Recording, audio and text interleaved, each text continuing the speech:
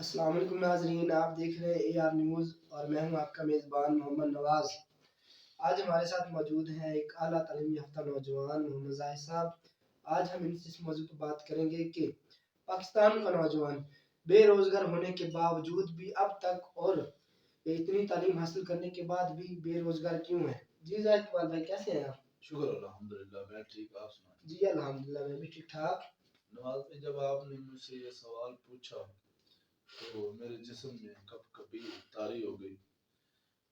صرف تعلیم ہی بے روزگاری کی وجہ نہیں ہے، بلکہ تعلیم تو انسان کو اشرف المخلوقات بناتی ہے۔ اس بے روزگاری کی وجہ حکومت پاکستان ہے۔ آپ اس بے روزگاری کو حکومت کا الزام کیوں دے رہے ہیں؟ اس بے روزگاری کی وجہ آپ حکومت کو کیوں دے رہے ہیں؟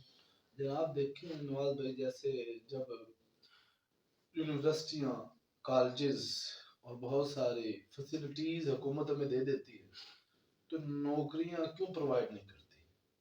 دیکھیں، جب پچھلی دفعہ جو 90 لاکھ طالب علموں نے میٹرک کا امتحان دیا، اس میں آپ ایف اے کے، بی ایڈ کے، ایم ایس سی کے، ایم فل کے طالب علم، پی ایچ ڈی لیول کے طالب علموں کو کاؤنٹ کریں تو تعداد کتنی زیادہ ہو جائے۔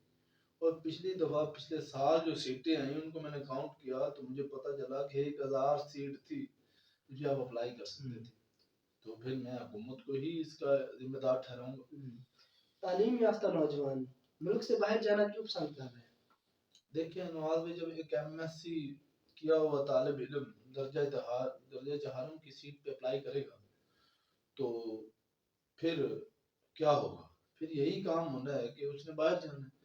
ضروریات ہماری کیا ہے، زیادہ ہے اور ہمارے پاس انکم کم ہے، تو اسی مد نظر رکھتے ہوئے، اسی بات کو مد نظر رکھتے ہوئے ایک خاندان کا ایک آدمی باہر چلا جاتا ہے اور پیچھے سے باہر جو لوگ رہتے ہیں وہ خوشحال ہو جاتے ہیں۔ ہمارے ملک میں بے روزگاری کو کیسے ختم کیا جا سکتا ہے، کیا کہتے ہیں؟ جی نواز بھائی، اس پہ میں یہ روشنی ڈالنا چاہوں گا کہ جب ہمارے ملک میں سچ اور عدل و انصاف ہر انسان کو میسر ہو جائے گا تو اس وقت بے روزگاری ختم ہو جائے، کیونکہ پھر ہر کام میرٹ پہ ہوگا۔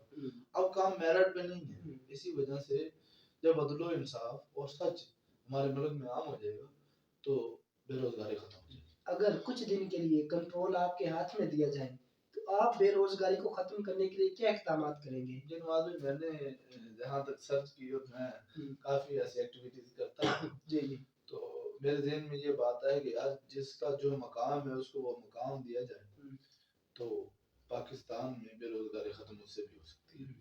جیسا کہ ایک فیلڈ ہے، جس فیلڈ میں آپ پڑھ رہے ہیں اسی فیلڈ میں آپ کو رکھا جائے۔ یہ نہ ہو کہ آپ نے بینکنگ پڑھا ہے اور آپ کو آرمی میں رکھ لیا جائے۔ آپ نے بینکنگ پڑھی ہے، آپ کو کہیں انجینئرنگ میں کوئی سیٹ دے دی جائے، ایسا نہیں سر۔ آپ اگر کیمسٹری پڑھتے ہیں تو کیمسٹری میں آپ کو ملے، فزکس، الیکٹرانکس پڑھتے تو الیکٹرانکس میں آپ کو ملے۔ یہ نہ ہو کہ آپ سپاہیوں پہ اپلائی کرتے تھے، کانسٹیبل پہ اپلائی کرتے تھے۔ تو میرا یہی نظریہ ہوگا جس کا جو مقام ہے اس کو وہی حاصل ہے۔ زاہد بھائی، کیا خیال ہے آپ کا، یہ جو ہماری سیاست ہے، پاکستان کی سیاست، کیا اس کا کچھ ہاتھ ہے پاکستان کی بے روزگاری میں؟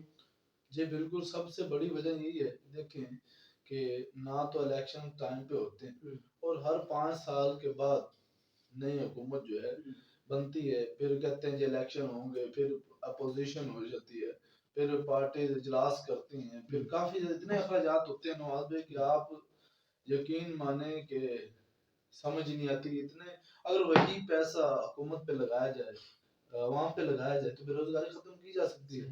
تو میں یہی کہتا ہوں کہ جس کو اگر جیسے عمران خان صاحب نے پہلے پالیسی بنائی تھی تو بہت اچھی تھی، وہ کہتے تھے کہ یار جو پرائم منسٹر بنے گا بس وہی ہوگا، انہیں یہی چاہیے۔ 5 سال چٹکیوں میں گزر جاتے ہیں سر، اور اس میں کتنا پیسہ ضائع ہوتا ہے جب ایک الیکشن ہوتا ہے، اپوزیشن کتنا لگاتی ہے، یہ سبھی پیسہ ہمارے ٹیکسز سے ہوتا ہے، ہم جو ٹیکس بھرتے ہیں اسی سے ضائع ہوتے ہیں۔ آرمی کتنا لے جاتی ہے، باقی کتنا لیتے ہیں، کتنی پے جاتی ہیں، تو آپ یقین مانیں یہ سارا بے روزگاری کی وجہ ہی بنتی ہے۔ یہ جو ہمارے ادارے ہیں، کیا ان کا بھی کچھ ہے رد عمل بے روزگاری میں؟ جی بالکل، میں نے پہلے وہی بات کی کہ سچ اور عدل و انصاف، تو نہ ہی ہماری عدالتوں میں آج عدل و انصاف ہے اور نہ ہی ہمارے باقی اداروں میں کوئی میرٹ ہے، سب اپنے اپنے کاموں میں لگے۔ کیا ہمارا یہ جو تعلیمی نظام ہے، کیا ہم اس لیے تعلیم حاصل کرتے ہیں کہ ہم ایک سرکاری نوکری کر سکیں، بس یہی ہے بے روزگاری کی، ایک سرکاری نوکری ہو تو بے روزگار ہے، سرکاری نوکری نہ ہو تو بے روزگاری ہے، کیا یہی ہے ہمارے خیال میں؟ سر پہلے تو میں یہی کہتا تھا کہ بات یہ ہے کہ انسان جو ہے نا، میں نے پہلے بھی کہا کہ تعلیم تو انسان کو اشرف المخلوقات بناتی ہے، تعلیم حاصل کی جاتی ہے انسان کو انسان بننے کے لیے، لیکن اب جب بھی ہم تعلیم حاصل کرنے جاتے ہیں تو والدین کا نظریہ یہی ہوتا ہے کہ یار ہمارا بچہ کہیں ایڈجسٹ ہو جائے، اچھی نوکری مل جائے گی، فیوچر سیکیور ہو جائے گا، کوئی پلاننگ نہیں، کوئی بزنس مین کا سیٹ اپ نہیں ہوتا۔